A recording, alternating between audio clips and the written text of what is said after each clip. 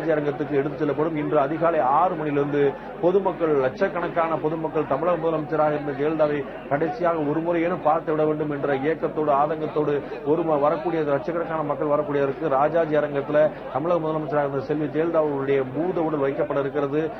அரசியல் நிகழ்வுல மிகப்பெரிய திருப்பமாக இருந்த அதே இடம் தான் ராஜாஜி அரங்கம். நீங்கள் ஹரிஹரனுக்கு மிகச்சரியாக குறிப்பிட்டது போல எம்ஜிஆருடைய பூத உடல் கிடத்தப்பட்டிருந்த போது அந்த இடத்துல அருகில் தமிழக முதலமைச்சராக தற்போது இருந்த ஜெயலலிதா அவர்கள் அங்கு இருக்கலாமா என்று அவருடைய வாகனத்திலிருந்து தள்ளிவிடப்பட்டு அங்கு இருக்கலாமாங்கிற பெரிய சர்ச்சைகள்லாம் இதே எம்ஜிஆருடைய மரணத்தில் தான், இந்த பகுதியில் தான் அந்த விஷயங்கள், சம்பவங்கள் நடந்திருக்கின.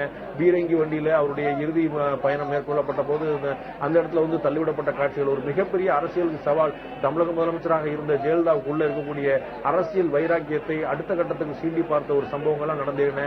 அதன் பிறகுதான் அவர் ஒரு தமிழகம் போற்றக்கூடிய, ஒரு பாராட்டக்கூடிய ஒரு இரும்பு மனுஷியாக அவர் செயல்பட்டு முழுக்க முழுக்க அரசியல் எதிர்காலத்தில் அரசியல் ஒரு பெண்மணியாக இருந்து இந்த அளவுக்கு வீச்சும் பேச்சும் இருக்க முடியுமா, இந்த அளவுக்கு அவருடைய சக்தி இருக்க முடியுமா, ஒட்டுமொத்த இந்திய அரசியல் பார்வை கொண்ட, சர்வதேச அளவில் அரசியல் பார்வை கொண்ட ஒரு தலைவராக இருக்க முடியுமா அப்படிங்கிறது, ஒரு பெண்ணாக இருந்து இருக்க முடியுமா அப்படிங்கிறது எல்லோருக்கும் பெரிய வியப்பை ஏற்படுத்தியது. அந்த அளவுக்கு அத்தனை பேருமே பெண்ணுக்கு ஓரளவு தான் முடியும், பெண்களால் எல்லாரும் சாதிக்க முடியாது என்று சொல்லப்பட்டுக் கொண்ட நிலைமையில், குறிப்பாக அரசியல் இதற்கெல்லாம் வாய்ப்புகள் மிக குறைவு என்று விமர்சிக்கப்பட்ட நிலைமையில அரசியல் எந்த ஆணுக்கும் தான் சளைத்தவள் இல்லை என்பதை தமிழக முதலமைச்சராக இருந்த ஜெயலலிதா மிக வீரியமாக நிரூபித்து காட்டினார். அவருடைய இறுதி நிமிடங்கள் வரை போர்க்குணத்தை நாம் பார்த்தோம்.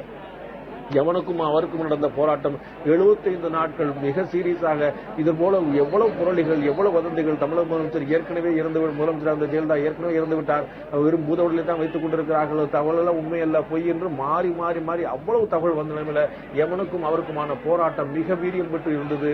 அடுத்த கட்டமாக தற்போது மிகப்பெரிய போராட்டத்துக்கு பிறகு முதலமைச்சராக இருந்த செல்வி ஜெயலலிதா அவர்கள் தற்போது நேற்று இரவு 11:30 மணி அளவில் தன்னுடைய இன்னுயிரை இழந்திருக்கிறார். அவருடைய பூத உடல் அவருடைய அதிகாரப்பூர்வமா இல்லமாக இருக்கக்கூடிய போதைத் இருக்கக்கூடிய வேதாநிலை இல்லத்துக்கு கொண்டு செல்லப்படுகிறது. நமக்கு அந்த காட்சியில பார்க்கிறோம், நேரடியாக அந்த காட்சியில பார்க்கிறோம். முதலமைச்சருடைய கான்வாய் என்பது சீரி பாயிண்ட் செல்லக்கூடிய ஒரு கான்வாய். அதுவும் தமிழக முதலமைச்சராக இருந்த ஜெயலலிதா அவர்கள் முன்னாள் வாகனத்தில் அமர்ந்து, தன்னுடைய வாகனத்தில் அமர்ந்து கொண்டு முன்னால் அவருக்கு முகத்துக்கு தெரியும்படியாக ஒளி விளக்குகளை பொருத்தி அந்த வாகனத்தின் மூலமாக